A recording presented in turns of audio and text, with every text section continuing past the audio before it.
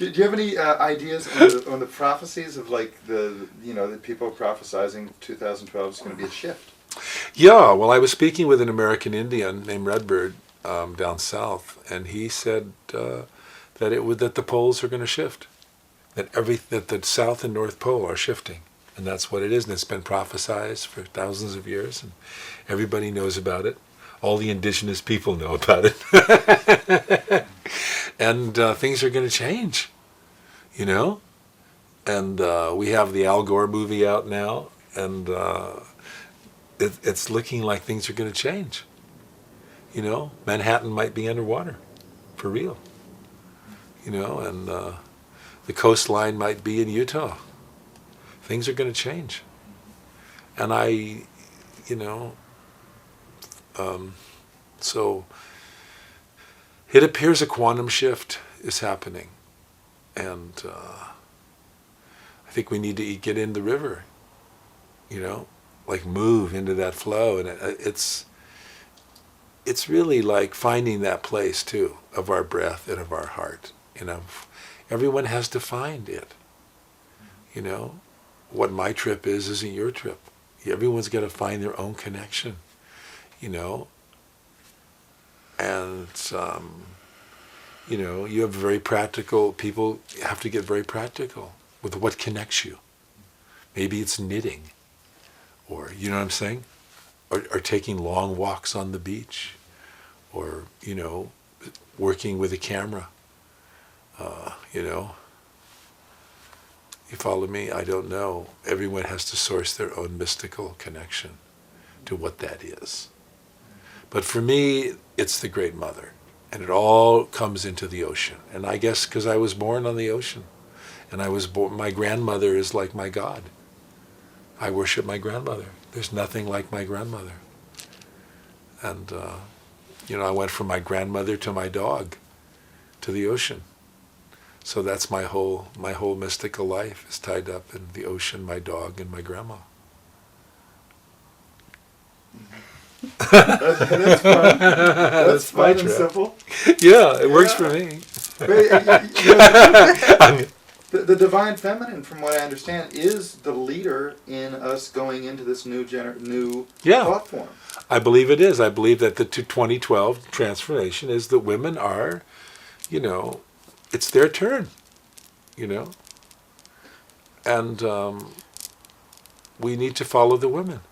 But do the women need to remain in the old paradigm way of thinking, or also go into a new feminine way? Absolutely. I think it's a whole new feminine. I think the women hold the masculine, and the men hold the feminine. So our masculine will become a new masculine. Exactly. And the feminine will have a new way of thinking too. Exactly. Yeah.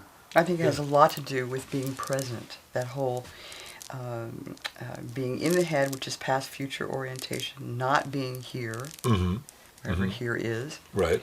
And being present is the new paradigm. Instead of being in the intellect, thinking about the past, projecting into the future. It's about really being here now.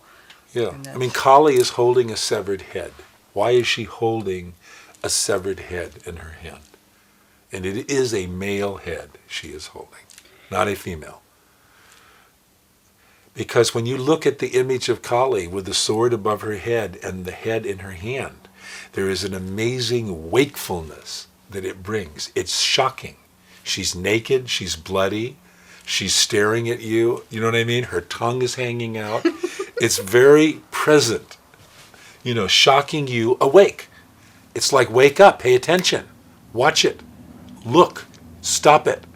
This is what I get. This is why I love her, because this is what she says to me. She goes, stop it. Where are you? What's going on? Watch it. How much you love me? What does that mean? Is that your kiss is your life. You understand? How do we come with our intensity and our intention? Then that's what we receive. I go to the ocean with flowers in my hand to worship her. So when I get to the ocean and I put my flowers into her and I bow to her, I receive her blessing in I'm not going to the beach. I'm going to God. So I receive God. That's all. You see, that's quantum. That's quantum physics again. You are what you see. You become it. And it's a good breath at the beach, right? It's and good so the air. idea of being present isn't something that's like you're present and then that's it. Actually, present is like an ever-deepening experience. I mean, an expanding, deepening experience. And it's like you're never done learning how to be present or getting present. It's an ongoing process of.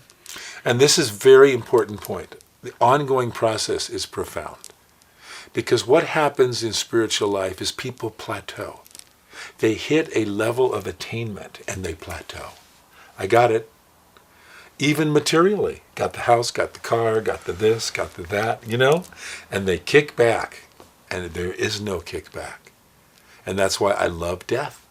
Death is the great teacher. In that sense, Kali is death.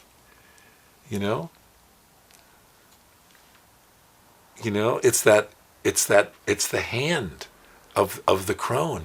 It's the grandmother. It's that fearless, that crazy old woman who comes up to you in the street and grabs your hand and looks in my eyes. Right? It's death. It's powerful. I love it. This is what's coming. What's coming when the earthquake comes? Where are you going to be when you're driving your car and the road falls down and the road starts to move? Huh? Where are you going to be?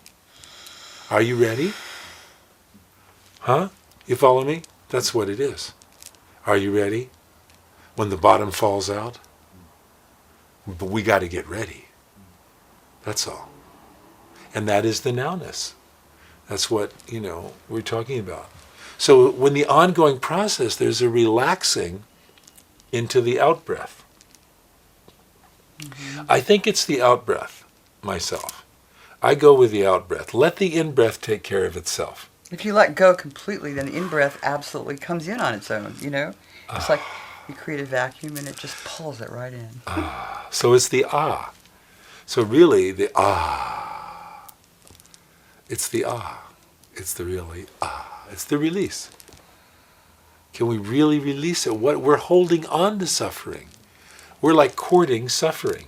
Like oh my precious. My precious suffering. I love you, suffering. You're so comfortable.